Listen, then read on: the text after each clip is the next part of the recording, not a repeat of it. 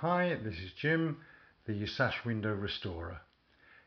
This morning when we went to work we were faced with a rotten meeting rail.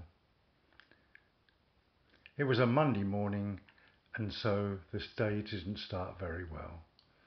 We stripped it down and the further we looked into it the more rot we found. So we had to make a new blank. Here you can see us cutting the new meeting rail blank.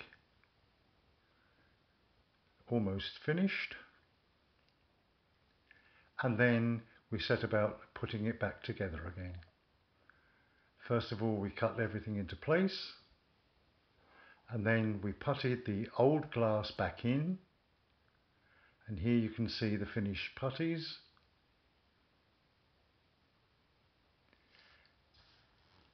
And I can honestly say this was a good morning's work.